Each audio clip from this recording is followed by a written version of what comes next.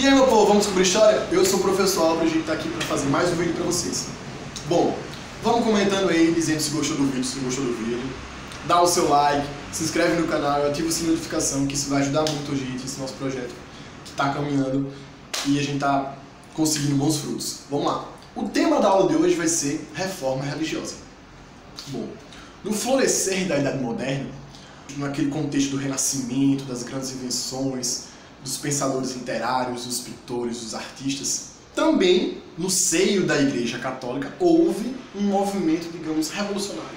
Um movimento que bateu de frente com a Igreja Católica, que, de certa forma, balançou o seu pedestal de soberana dentro do contexto da Europa, principalmente ocidental. Por quê? O que estava acontecendo? No período anterior, na Idade Média, a gente sabe que a Igreja Católica ela tinha um monopólio religioso. Mas, na Idade Moderna, esse monopólio religioso vai ser, aos poucos, fragmentado, vai se dividir com outros segmentos religiosos. Por exemplo, Martinho Lutero, no início do século XVI, por volta de 1517, ele escreveu 95 proposições referentes a uma espécie de crítica à Igreja. E, ao mesmo tempo, ele estava fundamentando uma nova religião, o luteranismo. Mas quem era esse cara, Martinho Lutero? Martinho Lutero ele era um monge agostiniano que vivia na Saxônia. Então, os movimentos reformistas eles vão surgir de dentro para fora, ou seja, pessoas que pertencem à estrutura interna da Igreja Católica vão se rebelar contra ela, vão criticar ela. O primeiro ponto a ser criticado por Martinho Lutero é a vinda de indulgências, ou seja, o Papa Leão X, nesse período, ele vendia a salvação para nobres em troca de dinheiro. Esse foi o ponto fundamental para Martinho Lutero escrever essas 95 proposições, que ficou conhecido como 95 teses. Mas existe uma série de outros elementos que vão ser criticados. Por exemplo, Martinho Lutero ele vai falar que é contra, ou melhor, ele nega o dogma da transubstanciação. O que é isso? Em que o corpo e o sangue de Cristo vão ser, digamos, transferidos, né, pro vinho e pro pão no momento da comunhão. Ele vai negar a infalibilidade papal. O que seria infalibilidade papal? Que o Papa ele nunca vai falhar, ele sempre vai acertar. Martinho Lutero não, dizia o quê? Que ele, como qualquer outro indivíduo, ele está à mercê dos erros. Então ele não é infalível. Outros aspectos que Martinho Lutero ele questionava. O celibato, ele dizia que, segundo a Bíblia, não existia fundamento para o celibato, que é o quê? Clérigos, eles estarem presos a se relacionarem com outras pessoas. E outros aspectos, por exemplo, ele criticava essa questão de você adorar santos. Ele dizia que isso era mera idolatria.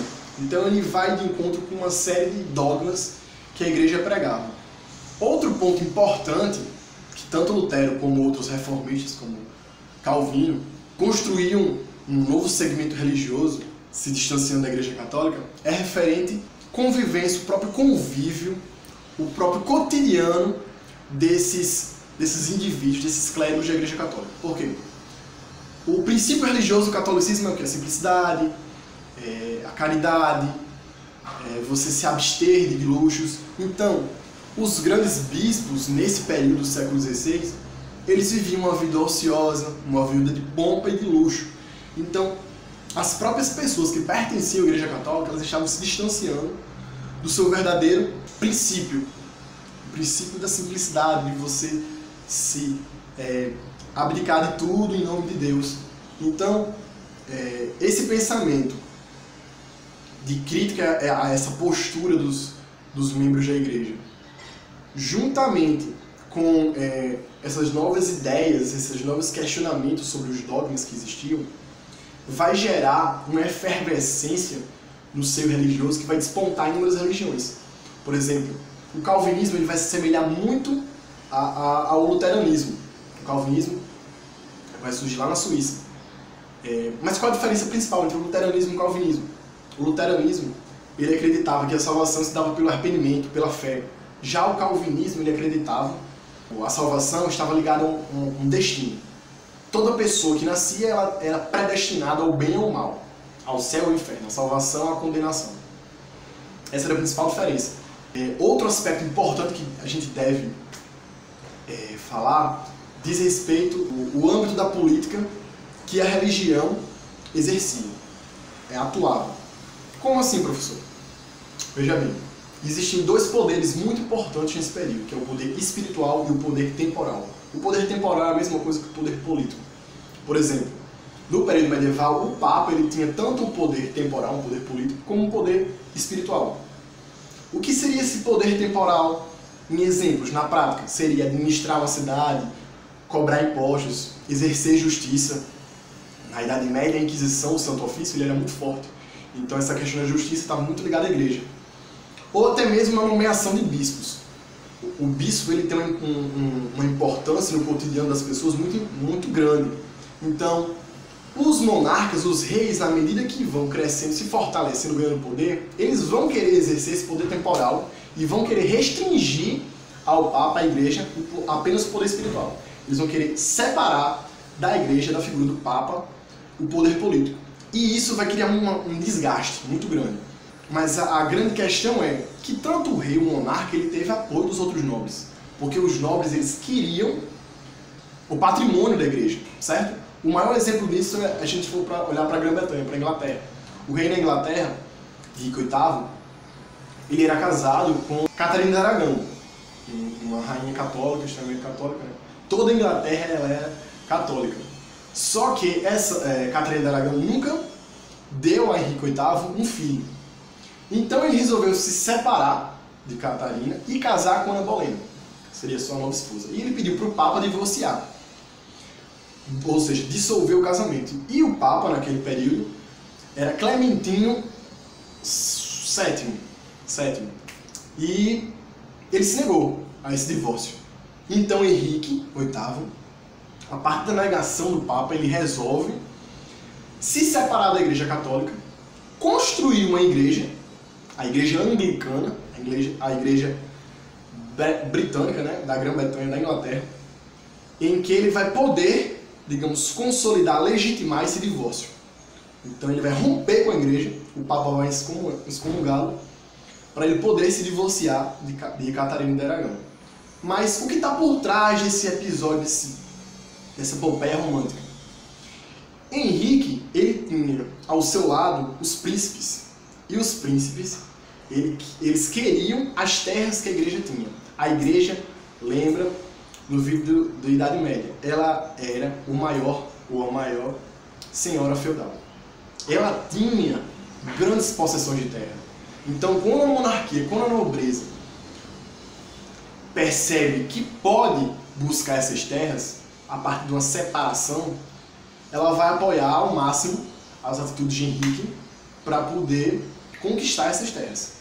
Então, o calvinismo, o anglicanismo, o luteranismo são alguns movimentos reformistas, ou seja, que iam de encontro com o monopólio religioso da Igreja Católica, nesse período da Idade Moderna. A Igreja ficou assistindo tudo isso? Não. A Igreja fez um movimento de reafirmação dos seus dogmas, da sua soberania. Esse movimento ficou conhecido como Contra-Reforma. O que seria a Contra-Reforma? Ela foi organizada a partir do Concílio de Trento, que aconteceu mais ou menos na segunda metade do século XVI. Nesse concílio foi discutido entre os membros da Igreja Católica que todos os dogmas que foram questionados, criticados, postos em xeque, esses dogmas seriam reafirmados. Certo? O dogma da transubstanciação foi reafirmado, o dogma do celibato foi reafirmado, a da infalibilidade papal foi reafirmado. E também houve novas proposições, no sentido de quê? De propagar o pensamento católico. A partir do Concílio de Trento, a partir da Contra-Reforma, foi criada a Companhia de Jesus, que ia levar para outros continentes, por exemplo, para o Novo Mundo, a América, a religião católica. Foi criada a catequese, os seminários, para formar melhor os clérigos e para formar novos cristãos. E o próprio Tribunal do Santo Ofício, a Inquisição, ela foi reativada, que houve um período em que havia acabado e na Contra-Reforma ele foi reativado. Então a igreja ela bateu de frente com o movimento reformista criou esse movimento contra-reformista. E essa disputa a gente vê que acontece até os dias de hoje. O meio religioso ele está em constante conflito, porque as religiões, principalmente cristãs, elas tendem ao universalismo. O que é um universalismo? É você conquistar o mundo. Quanto mais fiéis, mais poder. Então esse é o objetivo. Então, existe essa série de conflitos, certo?